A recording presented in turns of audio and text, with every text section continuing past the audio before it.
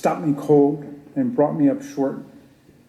The kids have been very moved by all the victims of the violence, the officers and their families. But Hannah told me last night she felt really sorry for the kid of a man who said goodbye to his children before he left home to come and join Trump's actions. Their father had told them that their dad might not be coming home again and they might never see him again. In other words, he was expecting violence. He might die, as insurrectionists did. And that shook me. Hannah said, how can the president put children and people's families in that situation and then just run away from the whole thing? That shook me. And I was filled with self-reproach because when I first saw the line about, your father going to Washington, and you might not see him again, I just thought about it, well, like a prosecutor, like a manager. I thought, what damning evidence that is, that people are expecting lethal violence at a protest called by the President of the United States and saying their final goodbyes to their kids. But Hannah, my dear Hannah, thought of it like a human being. She thought of it, if you'll forgive me, like a patriot. Someone who just lost her brother and doesn't want to see any other kids in America go through that kind of agony and grief. Senators, when I say all three of my kids are better than me, you know that I am not engaged in idle flattery. Maybe some of you feel the same way about your kids. They're literally better people than me. They've got a lot of their mom, Sarah Bloom Raskin, in them. They're better than me. And Hannah saw through the legality of the situation. She saw through the politics of the situation, all the way to the humanity of the situation, the morality of the situation. That was one of the most patriotic things I ever heard anybody say.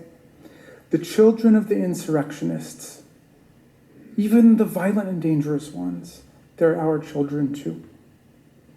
They are Americans, and we must take care of them and their future.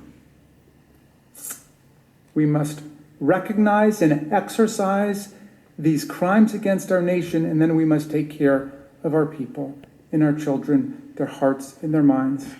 As Tommy Raskin used to say, it's hard to be human.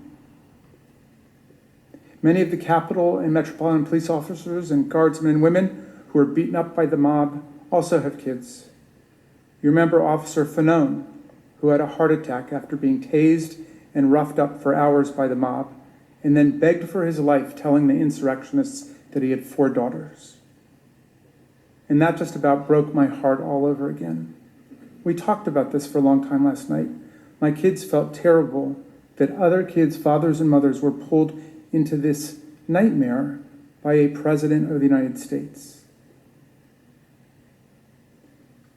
Senators, we proved he betrayed his country. We proved he betrayed his Constitution. We proved he betrayed his oath of office.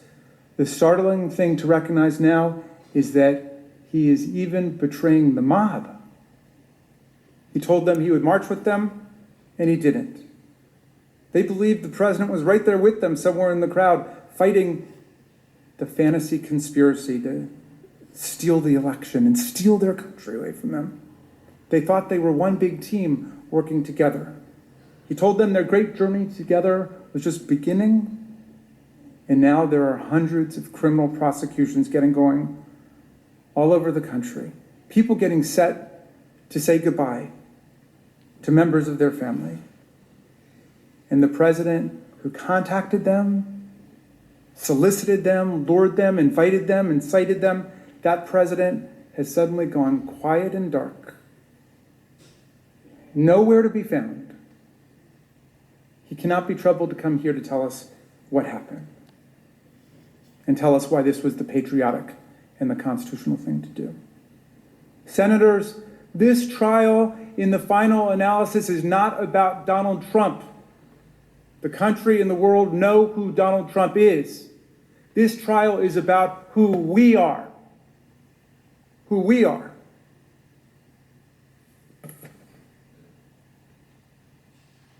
My friend Dar Williams says that sometimes the truth is like a second chance.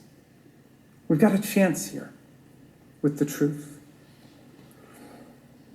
We still believe in the separation of powers. President Trump tried to sideline or run over every other branch of government, thwart the will of the people at the state level, usurp the people's choice for president.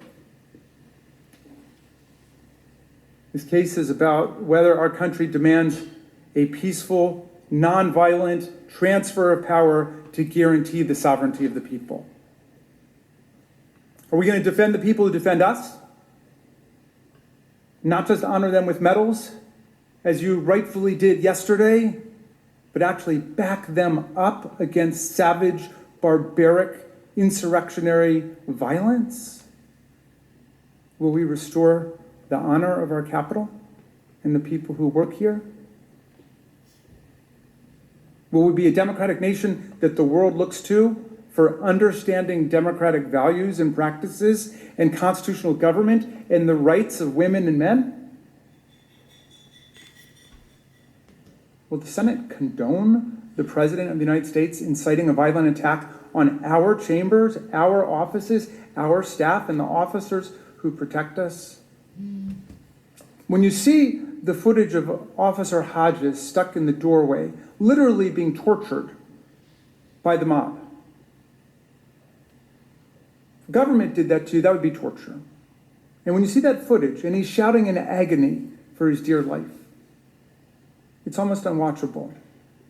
When the Vice President of the United States escapes a violent mob that's entered this Capitol building, seeking to hang him and calling out traitor, traitor, traitor, and when they shut down the counting of the Electoral College votes, is this the future you imagine for our kids? Is it totally appropriate, as we've been told? Or as Representative Cheney said, is it the greatest betrayal of the presidential oath of office in the history of our country? And if we can't handle this together as a people, all of us, forgetting the lines of party and ideology and geography and all of those things, if we can't handle this, how are we ever going to conquer the other crises of our day? Is this America? Is this what we want to bequeath to our children and our grandchildren? I was never a great Sunday school student. Actually, I was pretty truant most of the time. But one line always stuck with me from the book of Exodus as both beautiful and haunting, even as a kid, after I asked what the words meant. Thou shalt not follow a multitude to do evil. Thou shalt not follow a multitude to do evil. The officer who got called the N-word 15 times and spent hours with his colleagues battling insurrectionists who had metal poles and baseball bats and hockey sticks, bear spray, and Confederate battle flags posed the right question to the Senate and to all of us. Is this America? Dear senators, that's going to be up to you now. In whatever committees and subcommittees you're on, whatever you came to Washington to do, to work on, from defense to agriculture to energy to aerospace to healthcare, this is almost certainly how you will be remembered by history. That might not be fair. It really might not be fair, but none of us can escape the demands of history and destiny right now. Our reputations and our legacy will be inextricably intertwined with what we do here and with how you exercise your oath to do impartial justice. Impartial justice. I know and I trust you will do impartial justice, driven by your meticulous attention to the overwhelming facts of the case and your love for our Constitution, which I know dwells in your heart.